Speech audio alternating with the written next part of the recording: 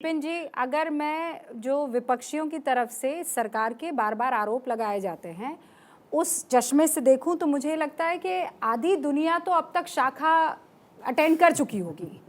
जिस लिहाज से बार बार प्रधानमंत्री नरेंद्र मोदी की तारीफें होती हैं, अमेरिका में योग करवा दिया, मतलब अमेरिका की तरफ से भी मुझे लगता है जो बाइडेन आ गए होंगे सुबह शाखा अटेंड करने के लिए मेजर अली, कि उन्होंने जो है योग मतलब अमेरिका जाकर योग कर रहे हैं। पूरा पूरा अमेरिका के लोग जो है अलग अलग जगह पर इकट्ठा होकर योग कर रहे हैं। मतलब एक वक्त हुआ करता था मेजर अली, हमें याद है जब यहाँ पर आकर और गुर्बत और गरीबी की तस्वीरें खींची जाया करती थी और बड़े बड़े पोस्टर्स और बड़े बड़े मैगजीन के कवर पे छपा करते थे। आज आप जाइए, चांदमार बोला जाता था। एब्सोल्युटली, हाँ, ये सपेरों का देश है। और आज ये तब्दीली तो माननी पड़ेगी ना। मोटा अनाज हैज बिकम अ ट्रेंड, योग has become a trend. Pizza यहाँ बनेगा तो शाही पनीर वाला बनेगा। 100% रुपिका जी, आपने बिल्कुल दुरुस्त फरमाया। देखिए, ये एक ज़माना था जब विदेशी यहाँ पे आते थे, फॉरेनर्स, और बोलते थे कि हमको गुर्बत देखनी है, झोपड़ियाँ देखनी है, हमको बैलगाड़ी देखनी है, उस तरीके से। अभी अगर वो उतर के आएंगे एयरपोर्ट से, अगर वो जाएंगे, वो देखेंगे कि ये हिंदुस्तान है जिसकी एक छवि बनी हुई थी उनके जहन में, उनके दिमाग में, वो गलत छवि बनी हुई थी। भाई, we are a land of diverse cultures, हमारे अलग अलग कल्चर्स हैं और हम एक सैलेड बोल नेशन है, हम एक मेल्टिंग पॉट नहीं है।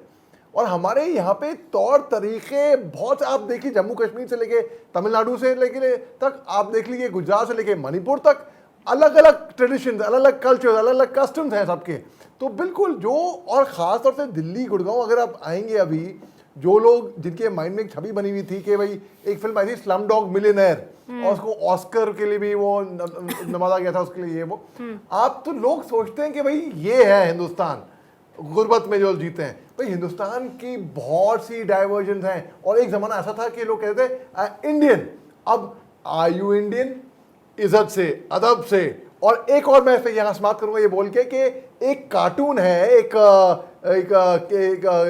कैरिकेचर है जहाँ पे एक स्पेस क्लब में, एलिट स्पेस क्लब में लोग बैठ के एक बार पढ़ रहे हैं और बाहर एक बैलगाड़ी बैल लेके एक आदमी खड़ा हुआ है धोती कुर्ते में।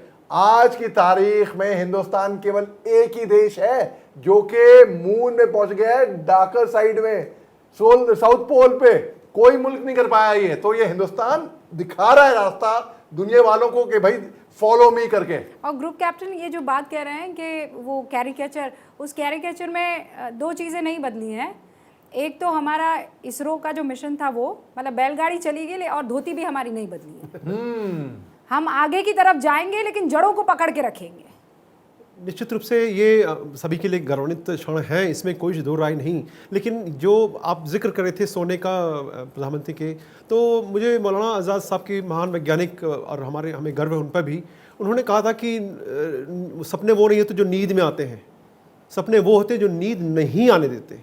तो शायद हमें अगर उभरते भारत का सपना देखना, एक संपन्न भारत का सपना देखना है, विश्व गुरु का सपना देखना है, तो हमें उस तरफ दिशा में कदम बढ़ाने ही होंगे। बिना रास्ते के, आप रास्ता चले हुए आप मंजिल तक नहीं पहुंच सकते, हमें सब पता है। और ये हमें सिखाया है वर्तमान नेतृत्व ने कि किस प्रकार से प्रयास करते रहना है और सफल होना है।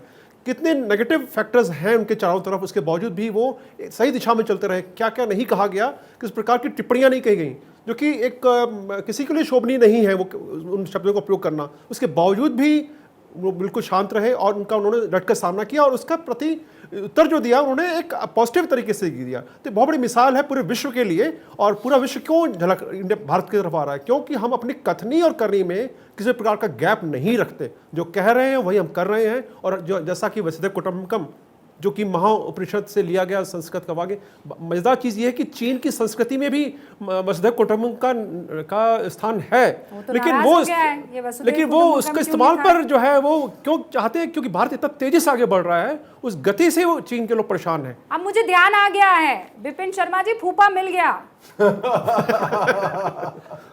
समझ गए ना, फूफा जी मिल गए। बिल्कुल समझ गए। हाँ, शाम को 7 बजे 7 के बाद आ रहे हैं। Hilarious.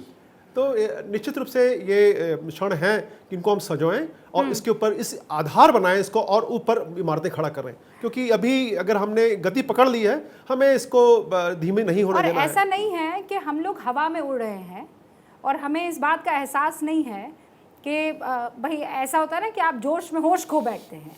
यहाँ डिस्कशन हो रहा है और इस पर इतराना तो ज़रूरी है, क्यों ना इतराए अगर हिंदुस्तान में ये सारी चीज़ें हो रही हैं।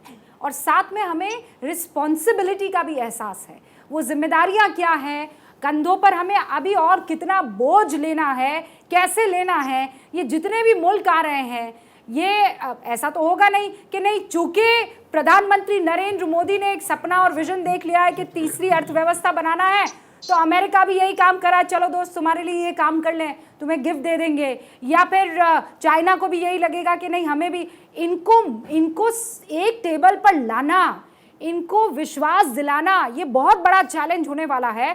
और वो कैसे किया जाएगा इस पर हम बात करेंगे।